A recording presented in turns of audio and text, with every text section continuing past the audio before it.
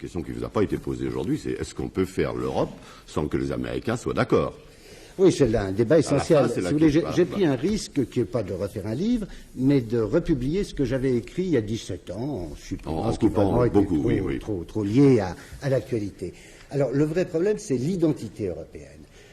Quand on parle de protection, vous voyez, de préférence communautaire, c'est-à-dire de traiter les autres différemment de nous, la justification pour faire ça, c'est d'être différent des autres. Il faut donc essayer, alors là je suis pour fabriquer une civilisation européenne. Et ça ne peut se faire pas contre les États-Unis, parce qu'ils sont trop puissants et qu'il ne faut pas se couper d'eux, mais ça doit se faire en étant différent des États-Unis. Oui, et à condition qu'ils acceptent.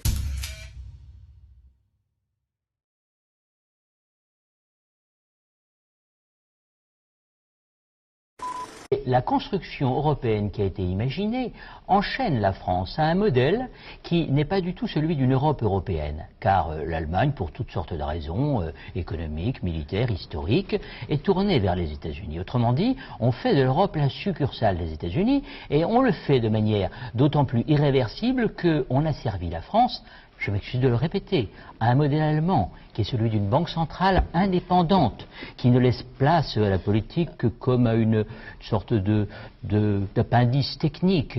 Une Europe fédérale, une Europe des régions, on voit ce qui se passe en Italie, où M. Bossi réclame la partition. On voit la Catalogne aujourd'hui qui est l'arbitre des destinées espagnoles. On voit naturellement que sur le plan de la politique économique, cette Europe porte la marque du conservatisme. Et c'est ce que je reproche au Parti socialiste. Donc, pour répondre à votre question, économiquement, il est incontestable que le plan Marshall a été bénéfique pour la France. Politiquement, il a créé une situation difficile. Il a toujours divisé, et de là est venue, en grande partie, cette relation passionnelle entre la population française et les États-Unis.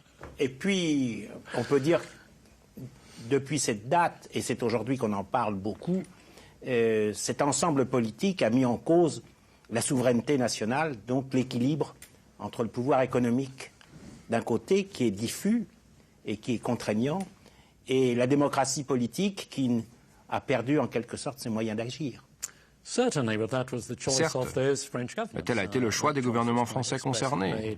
Un choix formulé très explicitement en 1950, avant la fin du plan Marshall.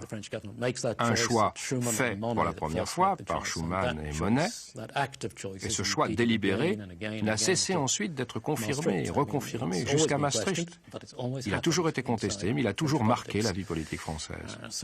Donc nous vivons toujours sous l'influence directe de ces événements que nous venons de voir de novembre 1947. C'est toujours actuel. La division est là, et les avantages économiques aussi.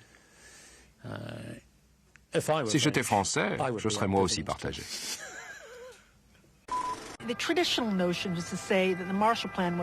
On a coutume de dire que le plan Marshall était une invention des États-Unis, ayant pour but de faire un énorme cadeau à l'Europe. Pas du tout. Il s'agissait en fait d'une série d'investissements destinés à orienter et réorganiser l'Europe. L'idée était d'amener les pays européens à dépenser ces fonds d'une certaine manière. C'était très bien mis en lumière dans le film de Billy Wilder, 1, 2, 3, qui montrait comment une société telle que Coca-Cola était dirigée en Allemagne. C'était une superbe métaphore et en même temps, ça reflétait très bien la réalité.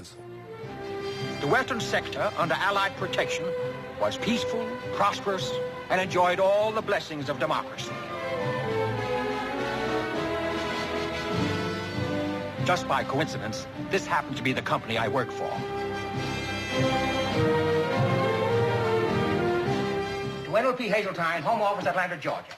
From C.R. McNamara, Berlin Branch. Production figures for May, 270,000 cases. Consumption per capita now 5.2% above last year. Ils ont aussi exporté des idées. En Allemagne, on s'est mis à diriger les entreprises et les écoles dans un tout autre esprit. Et on ne pratiquait plus la politique de la même façon. Tout était calqué sur le modèle américain. Publicity campaign to reorient German businessmen's lunch succeeding. 27% now having Coke with the Knockwurst. Now, here's a real hot flash. We may become the first American company to crack the Iron Curtain. Wo fahren Sie hin? Aus Berlin. Papiere.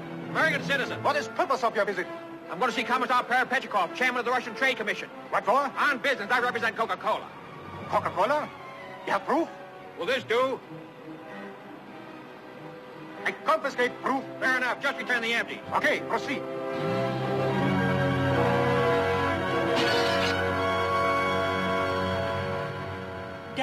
À terme, vous finirez par créer un grand marché européen. Il sera intégré aux États-Unis et activé par le moteur du libre-échange américain. Et vous, ouvriers, vous aurez un meilleur niveau de vie, surtout si vous n'avez ni syndicat ni parti communiste. Le plan Marshall était en fait un énorme compromis basé sur un effet de levier.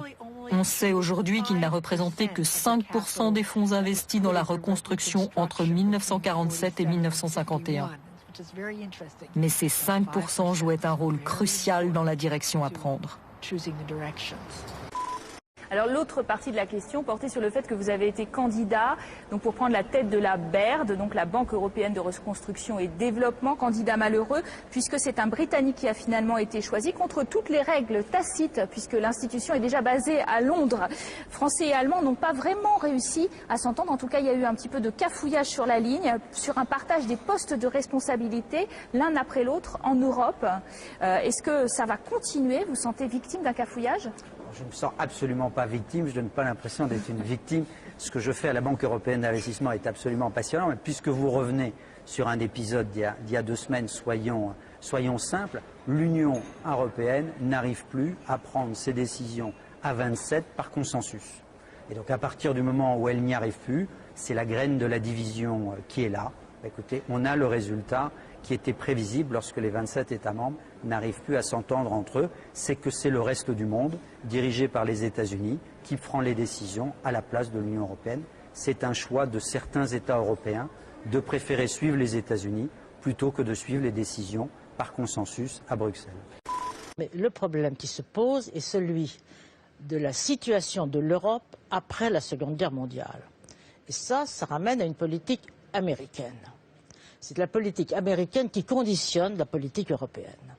Les États-Unis, déjà face à l'Union soviétique, avaient voulu organiser en Europe quelque chose qui soit une sorte de contre-feu à l'Union soviétique. Évidemment, la Seconde Guerre mondiale a changé complètement le contexte.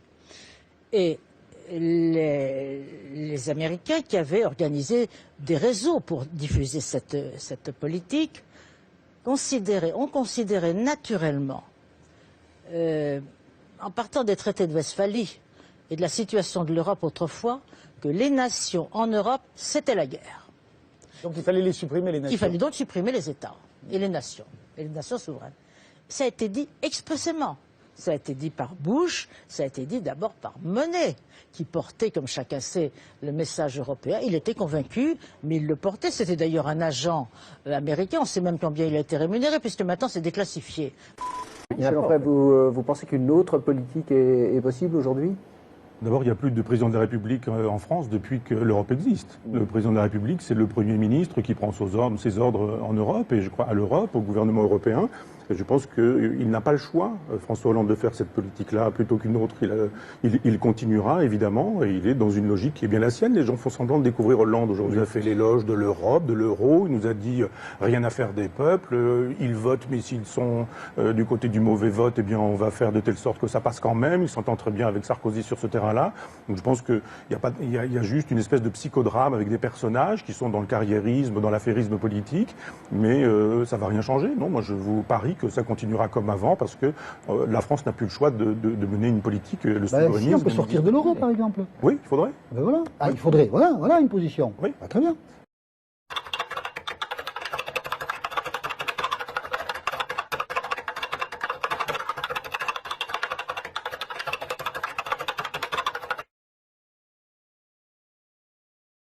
Et on a donné un spectacle absolument lamentable, un spectacle honteux où chacun défendait ses intérêts nationaux, et notamment l'Allemagne, qui a refusé de comprendre que l'on partageait un destin commun. Obama a pris son téléphone et a appelé la chancelière pour lui dire il faut céder. Alors il a eu une conversation avec Nicolas Sarkozy, mais le point dur était la chancelière. Il a passé un coup de fil le vendredi, il l'a rappelé le dimanche pour la faire céder, et il est parvenu à la faire céder. Mais son intervention ne s'est pas arrêtée là. Il a appelé aussi Zapatero, le Premier ministre espagnol, qui lui-même refusait de comprendre l'ampleur de la crise. Et donc il a dû appeler Zapatero pour lui dire il me faut un plan de rigueur. Et donc Zapatero, qui jusque-là refusait de céder à la pression des partenaires européens, a annoncé dès le lendemain qu'il allait adopter un plan de rigueur, et ça a contribué évidemment à calmer les marchés qui ont été rassurés.